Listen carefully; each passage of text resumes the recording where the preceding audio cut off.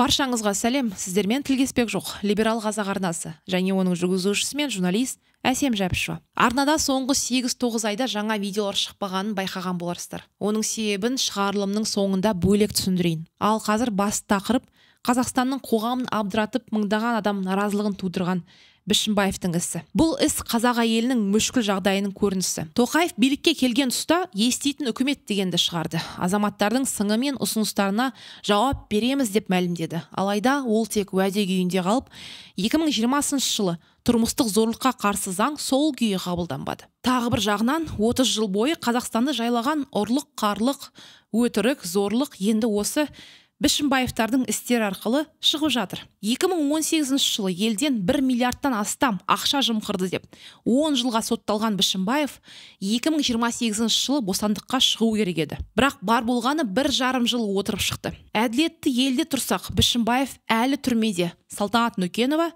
тірі болар еді. Беттерімен кеткен Назарбаевтың жас буыны елді тұйыққа тіреп жатқанын айқын көрсетеді. Мұнай мен газ, темір мен көмірдің тоналуы екінші орынға сырғып, ең басты адам құндылығы иманымыздың ұрланғаны әшкере болды. 30 жылдағы елбасының баптаған балапандары Талғат Ермегиев, Қуандық Бішімбаев, Бауыржан Байбек тағы басқалардың тағдыры осының дәлелі. Бұл кездейсоқ емес, бұл мен бай, мен құдай деген менмендікпен, өркөкіректікпен өрілген сана тапшылығының өлшемі. Бұл мемлекет пен құқық саласының терең дағдарысы.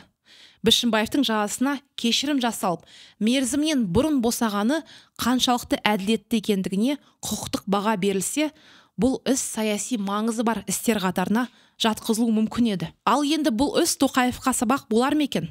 Осы туралы әңгімелесейік. Бірақ видеоға өтпес бұрын дәл қазір осы видеоның астына лүпіл басып, астына пікір қалдырып, арнаға тіркеліп кетсеңіз, біздің арнаға осыдан асқан көмек жоқ екендігін тағы бір рет айта кетейін. Рахмет.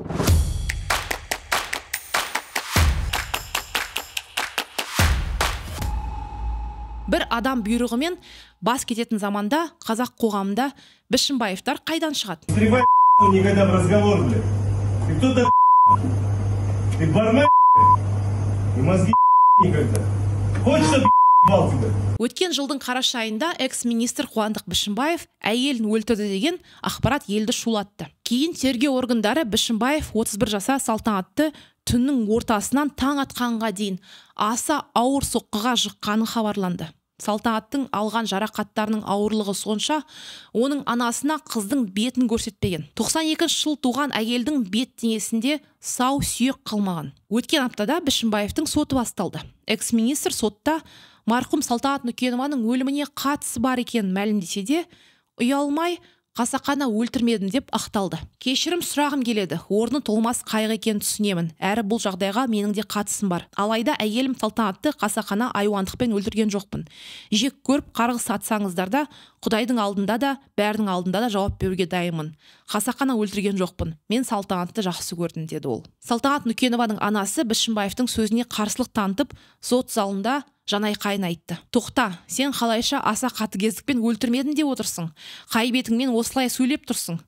Сен оны бірнеше сағат бойы ұрып соқтың, 8 сағат бойы өлтірдің, деді Салтанаттың анасы. Бірақ судья қайта-қайта Бішімбаевқа жақтасып, анасының сөзін дереу тоқтатып тастады. Одан кейін Бішімбаев Салтанаттың бұрынғы көңілдесі Райымбек Баталов болғанын және әйелінің мінезі біртүрлі болғанын айта бастады. Бірақ оның іске қандай қатысы бар? Мінезі қандай болса да, бұрынғы көңілдесі кім болса да, аса хайуандықпен адам өлтірген Бішімбаев сөзсіз заңның алдында, халықтың алдында жауап беру керек. Бір қарасақ, өз әйелі Салтанат Нүкенованы және де бір хабар бойынша ішіндегі баласын тепкілеп өлтірген қалың қанішер Қуандық Бішімбаевтың ісінің ешқандай саяси астары жоқ. Өз алдына бөлек жағдай сияқты болып көрінеді. Бірақ бұлардың бәрі Назарбаев қалыптастырған жүйенің бізге қалдырған аманаты. Біле берген адамға экс-министр мен Назарбаевтың сүйікті шәкірті Қуандық Бішімбаевтың қылмысы қазіргі қазақ қоғамының оның билеуші таптарының қаясын ашқан қылмыс. Оны мен қазір сіздерге дәлелдеп берейін. Бішімбаев сияқты байдың балалары қалай билікке келді? Рассматривается сейчас уголовное дело в отношении экс-министра национальной экономики, гендиректора Казавтодора. Экономиканың болып жүрген Қуандық Бішімбаев очень жалко мне, честно говоря. 91 жылы Назарбаев енді билікке келген тұста оны совет заманынан қалыптасқан барлық командасы өзімен бірге келді. Тәуелсіздігін жаңа алған елімізде сол уақытта жаңа кадр іздеу мәселесі болмады да. Бірақ 98 жыл Азияда қаржы дағдарысы болып, экономикасы әлсіз Қазақстанды советтік жоспарлы экономика дағдысымен басқару тіпті мүмкін емес болып қалды. Сол жылы жоғарғы атқарушы билікке жас түріктер, млада тюрки деген жас буын келді. Қажыгелдин үкімет басында болып, Ораз Жандосов, Сауат Мыңбаев, Мұхтар Әблязов, Мұхтар Жәкішев, Нұрлан Қапаров сияқты азаматтарға тарихи миссия жүктелген еді. Бұлардың көбі бизнестен келген адамдар. Алайда көп уақыт өтпей, Назарбаевқа сын айтқан реформатор Қажыгелдин 2001 жылдың 6 қыркүйегінде сырттай 10 жылға сотталып, мүлкін тәркілеуге шешім шығарды. Қазір Қазақстан қоғамы осы үкімді де Әкежан Қажыгелдиннің өзінде ұмытып кетті.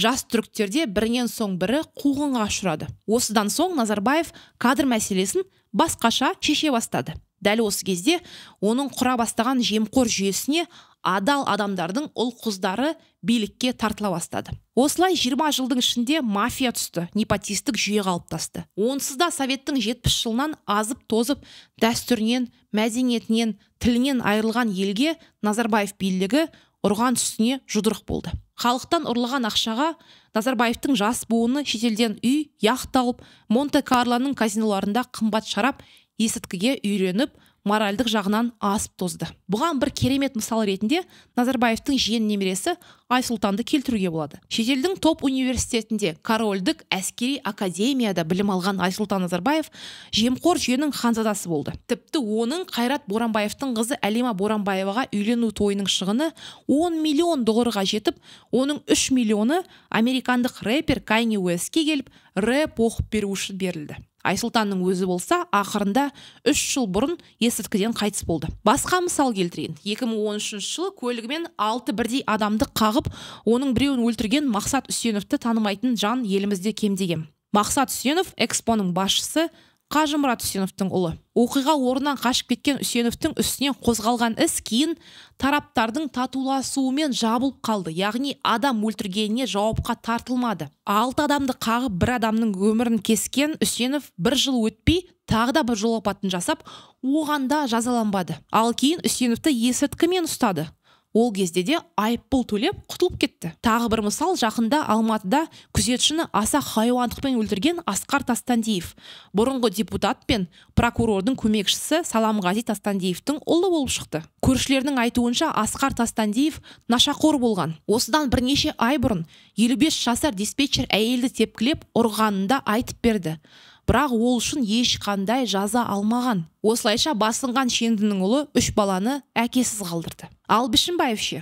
Қуандық Бішімбаев Назарбаевқа жақын экс-депутат Уәлихан Бішімбаевтың ұлы. Жас кезінен мансапқа әділ жолмен емес, сол таныстығымен жетіп үйренген адам. Әкесі Тараз университетінің ректоры болғанның арқасында бір уақытта 3 бірдей университеттің, Қазақ мемлекеттік басқару академиясының және дәл сол әкесі ректор болған Мұхамеди Хайдар Дулати атындағы Тараз университеті мен ақш-тағы Джордж Вашингтон университетінің дипломын бірдей алған. Оның өзі заңсыз. Америка мен Қазақстанда бір уақытта оқу мүмкін емес болса да, бұған ешкім мән бермеді. Осылайша Бішімбаев бар болғаны 26 жасында ешқандай тәжірибесіз индустрия және сауда вице-министрі болып тағайындалды. Ал 33 жасында Бәйтерек ұлттық басқарушы холдингін басқарған. Бәйтерекке сол кездің өзінде елдің бюджетінің ауқымды бөлігі тиесілі еді. 2016 жыл болса, Бішімбаев ұлттық экономика министрі қызметін 6 айдай атқарды. Оның жұлдызды шағы және күрт өрлеген карьерасы осы арада үзілді. Оның басынғаны сонша тіпті Назарбаевтың өзі айнып қалды. 2018 жылы бір топ адаммен 346 миллион теңге пара алды және 1 миллиард теңгеден көп бюджет қаржысын жымқырды деген айыпқа тағылып, 10 жылға сотталып, кейін Назарбаевтан кешірім сұраған. За всю эту ситуацию и стыдно, и больно, что не оправдал доверие президента и так ошибся в подборе кадров. Приблизил людей, которые использовали меня и мое доверие. Я прошу у главы государства, у всего нашего народа прощения за это. И несмотря ни на что, на всю ситуацию, в которой я оказался, я всегда был, есть и буду человеком глубоко преданным президенту Нурсултану Абишевичу Назарбаеву и интересам нашей страны и народа. Сонымен 2018 жылы 10 жылға сотталған Бішімбаев 1,5 жылдан кейін 2019 жылы бостандыққа шықты. Әділетті қоғамда бұл мүмкін бе? Бішімбаев жазасын толық өтеп шыққанда қоғамымыз тыныш, Салтанат Нүкенова тірі болар еді. Жалпы қазақ ел басқару жүйесі әрқашанда мейірімділік пен әділеттікке сүйенген. Бұрынғы заманда әділетсіз басшыларды, оның нөкерлерін халқымыз қазіргідей шыдап отырмаған. Мен айтпасам да оны білесіздер. Коммунистік отаршылық заманда біздің бабаларымыздың бұрынғы ісінің бәрі жаман деп жариялады. Бірақ сол кезеңнің өзінде халқымыз өз хандарын сайлаған, және ол қазіргідей өтірік сайлау емес, нағыз әділет сайлау болған. Оның бір дәлелі 18 ғасырдың 30-40 жылдарында Ресей мен Қазақстан арасында елшілікте жүрген Тевкелиев қырғыз қазақта мұрагерлік жолмен хан болмайды, сайлау арқылы ғана хан болады деп атап көрсетеді. Ал ел сенімін ақтамаған, дарындығымен емес, ісімен жексұрын болған, ақылсыздығымен ғана емес, арамдығын танытқан әміршінің мал мүлкін тігерге тұяқ қалдырмай бөлісіп алған халқымыздың хан талау дәстүрі осындай кезде еске түседі. Зорлық емес, барымта емес, жамағат шешімімен жүзеге асатын жаза. Дәстүрге сыйымды, заңды саналған. Хан талау салты таққа мінген хан ғана емес, ел билеген кез келген әміршінің адамшылықтан аттамауының кепілі болды. Жанға емес, малға қатысты рәсім болған. Бәлкім сол жазаны қайтару керек шығар. Сонда билігіміз тазарып қалар. Айтпақшы, қазір дәл сол бұрынғы қазақ заманы болса, Бішімбаевқа қандай жаза қолданылар еді. Бұл туралы Мәшһүр Жүсіптің Бойтансері деген байдың өзінің жары Ұлбике ақынды өлтірген туралы жазбасына сүйеніп, тарихшы Жамбыл Артықбаев жазыпты. Ұлбикені жүн жеп, жабағы тышқан бір байдың баласы көп мал беріп алған екен. Байының аты Бойтансер екен. Тойға барып өлең айтысқан қызғанып жүреді екен. Егер ендігер тойға бар өлең айтсаң, өлтіремін депті. Күйеу үйде жоғында қайнағалары Ұлбике ақынды қоймай, ұрғызбаймыз, сабатпаймыз деп тойға барып өлең айтқызып, той тарқаған соң үйіне қайтып келсе, иесіз үйде байы бұрын келіп балтасын қайра отыр екен. Есіктен кіріп келген Ұлбике ақынды қақ маңдайынан бір жарып өлтірген екен. Сонан тіл қатпай Ұлбике өліп кеткен соң, осы өлімге құдері қожа төрелік айтып, Бойтансердің жақындары Ұлбикенің төркініне сүйек құны, қара құн, өнер құны деп 3 кісінің құнын төлеткен. Оның үстіне осы оқиғаға куә болған жанның бәрі күйініп, Бойтансеріні бас жетім үшін деп Ұлбикенің төркінінің босағасына байлаған. Босағаға байлат деген сөзі Бойтансеріні ол жақ құл қылып ұстаса да, өлтірсе де өзі ерікті деген сөз. Ал Бішімбаевтың қазіргі ісіне сонша адамның қызығушылық танытып жатқаны бір нәрсенің ғана белгісі. Қазақ қоғамы әділетсіздіктен шаршады. Бұл мемлекет пен құқық саласының терең дағдарысы. Оның алдыңғы жазасына кешірім жасалып, мерзімінен бұрын босағаны қаншалықты әділетті екендігіне құқықтық баға сол күйі берілмеді. Ең бастысы, бұл іс Тоқаевқа сабақ болар ма екен? Соңына дейін қарағандарға арнада неге жаңа видео шықпаған түсіндірем дедім. Шынымды айтсам, шаршап демалыс керек екендігін түсіндім. Ал екінші жағынан, бұл менің өз қалауым емес, қаржылай қысылып күнкөрістің қамымен басқа жерлерде шапқылап жүруге тура келгендіктен. Алда дәл осындай үлкен үзіліс болмайды деп сенем. Ал сіз, қымбат достарым, апа іңілі, аға бауырларым, қолдау көрсетем десеңіздер, осы видеоға дәл қазір лүпіл басып, астына пікір қалдырып, арнаға зіл келіп кетсеңіз, осыдан асқан маған көмек жоқ. Назарыңызға рахмет, сау болыңыздар.